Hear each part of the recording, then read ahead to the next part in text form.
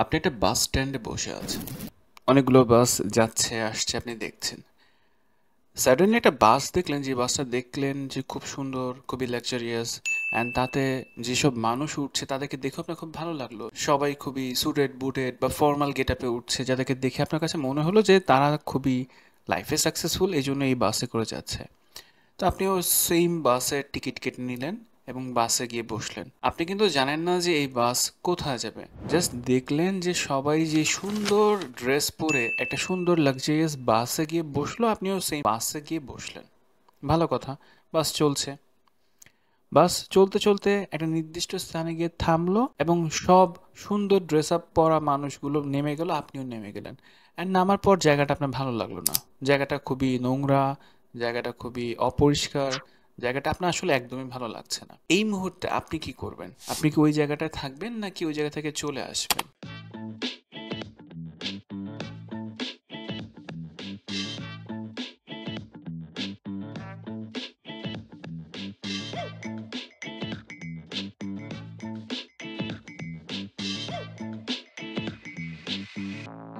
Practically চিন্তা করলে আপনি আসলে ওই জায়গা থেকে চলে আসবেন।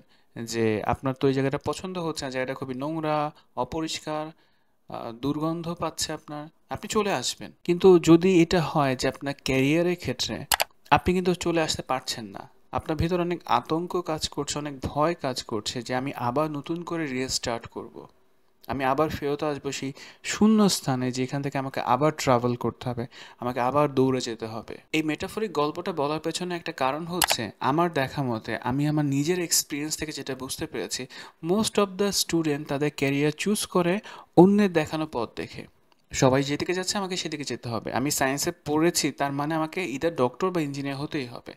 আমি বিজনেসে স্টাডি করেছি, আমাকে ব্যাংকার হতেই হবে।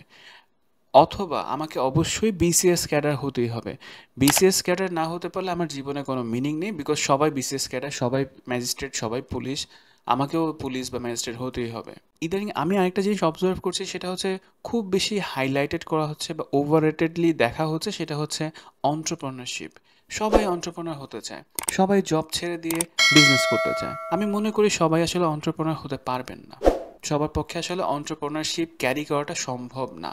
সবার মধ্যে ওই দক্ষতা আল্লাহ হয়তো দেননি, বা সবার পক্ষে সম্ভব না। পৃথিবীতে যত মোটিভেশন আছে এর মধ্যে সবচেয়ে ফেক মোটিভেশন আমি মনে করি যে ও পারলে আমিও পারবো, সব কিছু চেষ্টা করলেই পাওয়া যায়।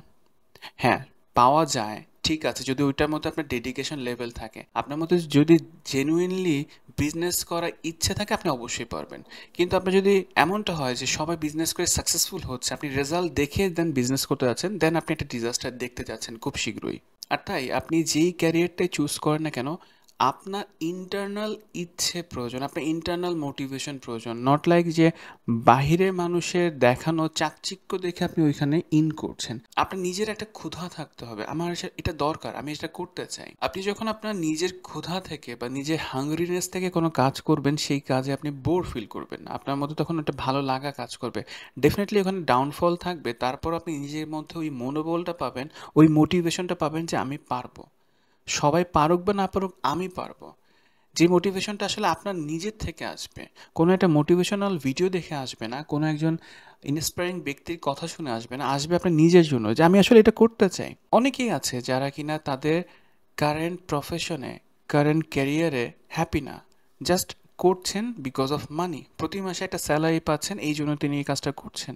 বাট তার হয়তো অন্য কোনো কাজ করতে ভালো লাগতে পারে, হয়তো তিনি খুব আর্টিস্টিক কোয়ালিটি নিয়ে বড় হয়েছেন, তার হয়তো আর্ট করতে ভালো লাগে, তার হয়তো গান গাইতে ভালো লাগে। বাট গান গাওয়া, আর্ট করা, এখানে কিন্তু কোনো স্টেবল ইনকাম নেই, স্টেবল কোনো আর্নিং নেই। তো সেই ক্ষেত্রে তিনি ওই ভয়টা পাচ্ছেন যে একটা আমি যদি এখন একটা স্টেবল জব ছেড়ে দিয়ে আর্নিং করতে যাই গান গেয়ে বা আর্ট করে, এটা আমার জন্য একটা লাইফ রিস্ক। আমি মানি এটা আপনার জন্য অবশ্যই লাইফ রিস্ক।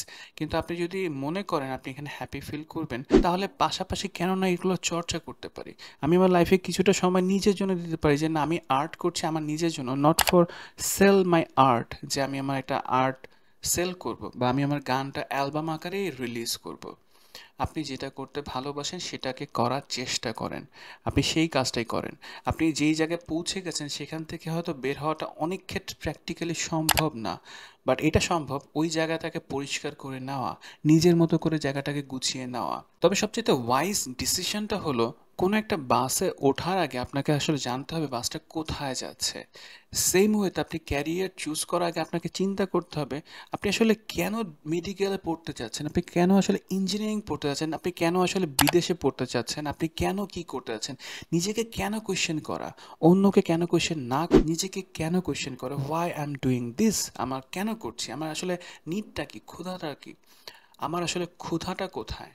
আপনি যখন লাইফে একটা গোল দেখতে পাবেন, একটা পারপাস দেখতে পারবেন, আপনার তখন প্রত্যেকটা দিন মিনিংফুল হয়ে দাঁড়াবে, প্রত্যেকটা কাজের মাধ্যমে আপনি নিজের ইমপ্রুভমেন্ট দেখতে পারবেন। তাই বাসে ওঠার আগে, বাসের টিকিট কাটার আগে যেমন আপনাকে জানতে হবে ডেস্টিনেশন, ঠিক তেমনিভাবে আপনার ক্যারিয়ার চুজ করার ক্ষেত্রে আপনাকে জানতে হবে এই ক্যারিয়ারটা আপনি কেন চুজ করছেন, কি করতে চান আপনি ইন ফিউচার লাইফে।